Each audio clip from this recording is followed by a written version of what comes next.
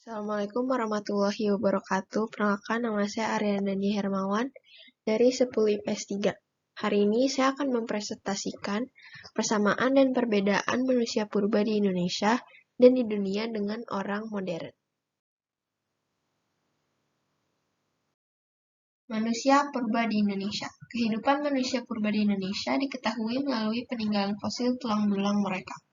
Demikian juga dengan bentuk tulang rahang, lengan, dan kaki dapat dibandingkan dengan bentuk tulang yang sama dengan tulang manusia modern sekarang atau dengan jenis kera. Manusia purba dari Indonesia yang pertama adalah Meganthropus paleojavanicus. Jenis manusia ini dianggap sebagai manusia tertua yang hidup di Jawa kira-kira 2 juta sampai 1 juta tahun silam.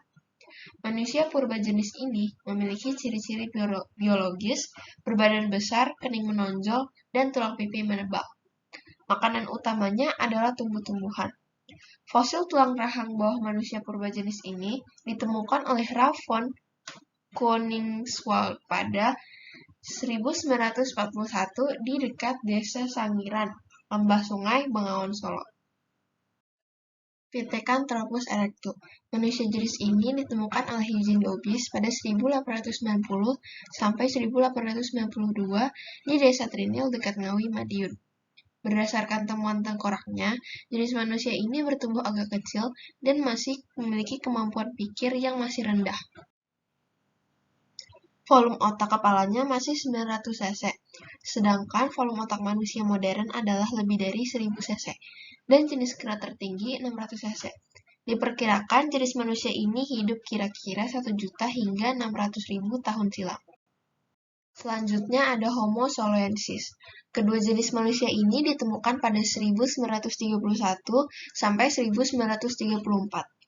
Homo soloensis ditemukan di sepanjang Bengawan Solo, Ngandong, Sambu Macan, dan Sangiran oleh C. Terhardan, WFF, Open North. Bentuk tubuhnya tegak dan keningnya sudah tidak menonjol. Mereka hidup dari 900.000 sampai 200.000 tahun yang lalu.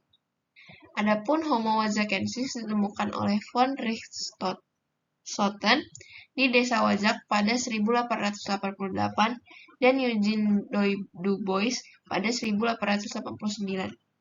Diperkirakan manusia jenis ini hidup dari 60.000 sampai 25.000 tahun yang lalu. Kedua jenis manusia ini disebut Homo karena mirip manusia modern. Volume otaknya pun sudah mencapai 1.300 cc. Jenis-jenis manusia purba di dunia. Peradaban dunia berkembang sedemikian rupa sampai saat ini.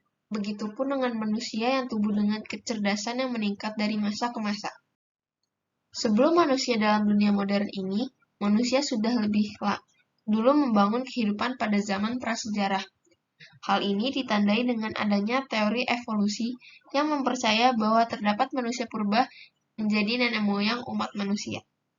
Yang pertama ada Ardipithecus ramidus, hidup sekitar 4,4 juta tahun yang lalu. Fosil manusia purba ini ditemukan di Ethiopia, Afrika bagian timur, oleh Johannes Haile Selassie di tahun 1994 dan sering dipanggil Ardi. Bagian tubuhnya yang tersisa berupa tengkorak, gigi, tulang panggul, tangan, dan kaki yang berjumlah 35 bagian. Ciri-ciri Ardipithecus ramidus. Beratnya sekitar 50 kg dan memiliki tinggi sekitar 120 cm. Dia memakan buah-buahan, daun, serta mamalia kecil. Otot kakinya besar. Volume otak sama dengan milik simpanse. Dan memiliki gigi seri dan taring lebih besar dari kera. Dia juga pandai memanjat pohon dan mampu berjalan tegak. Selanjutnya ada Australopithecus africanus, hidup sekitar 3,3 sampai 2,1 juta tahun yang lalu. Fosil mereka ditemukan pada tahun 1924 oleh anak-anak di daerah Taung dekat Vryburg, Afrika Selatan. Lalu kemudian diteliti oleh Profesor Raymond Dart dan diberi nama Australopithecus africanus yang berarti kera dari selatan Afrika. Butuh 20 tahun bagi para peneliti untuk meyakinkan diri bahwa Australopithecus africanus ini masuk dalam kategori manusia. Lalu, ciri-ciri Australopithecus africanus ini adalah volume otaknya sekitar 450-600 cc. Tinggi badannya sekitar 150 cm. Dia memiliki berat badan sekitar 50 kg. Tengkoraknya relatif tipis, muka lebih besar dibanding ruang tengkorak, dahi sangat landai dengan penonjolan kening yang jelas terlihat, dan panggulnya menunjukkan bahwa spesies ini mampu berjalan dengan 2 kaki.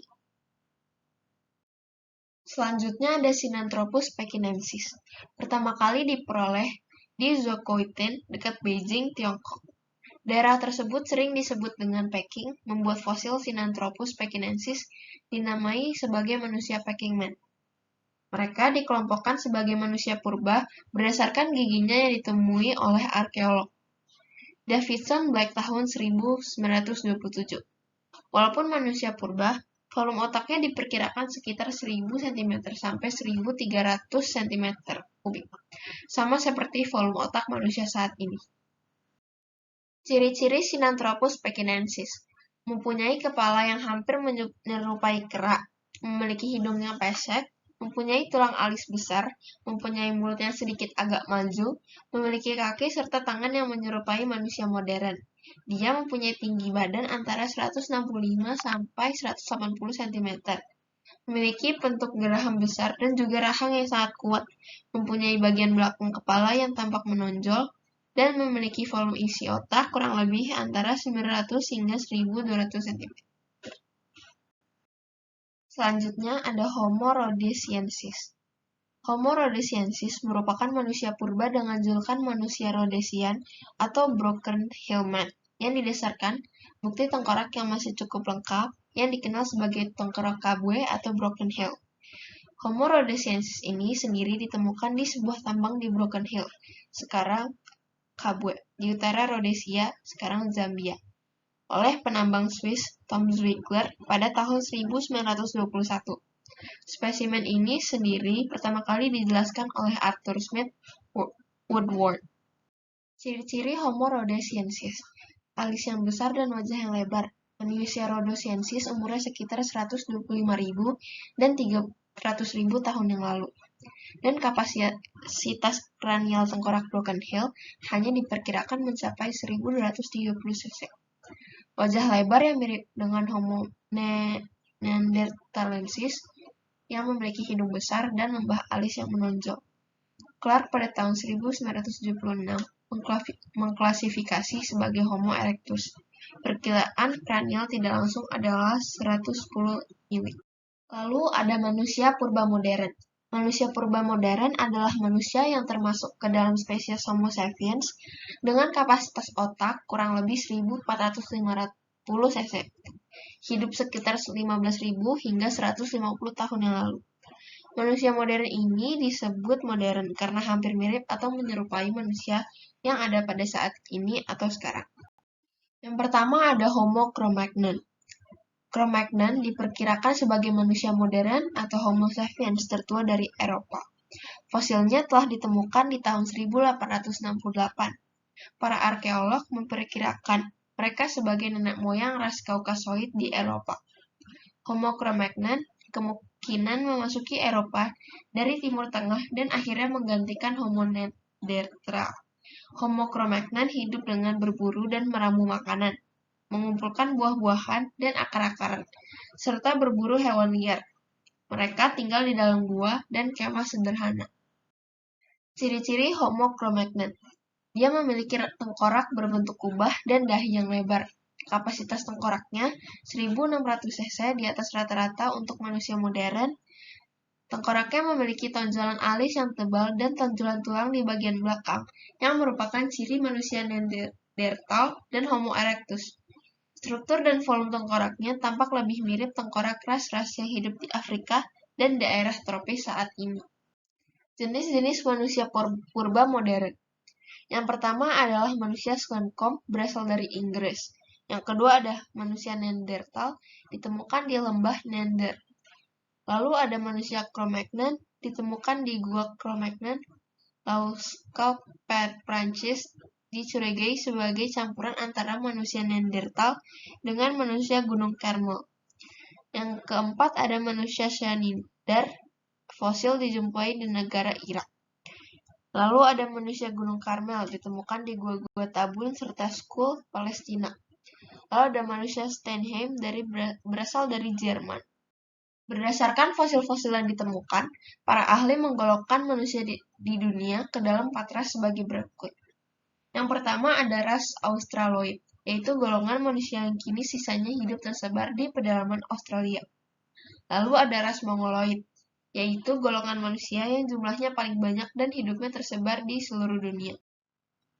Lalu ada ras Caucasoid, yaitu golongan manusia yang kini hidup tersebar di Eropa, Afrika, Amerika, Australia, dan Asia Barat Daya. Lalu ada ras Negroid, yaitu golongan manusia yang hidup tersebar di Afrika. Sekian penjelasan dari saya, kurang lebihnya mohon maaf. Assalamualaikum warahmatullahi wabarakatuh.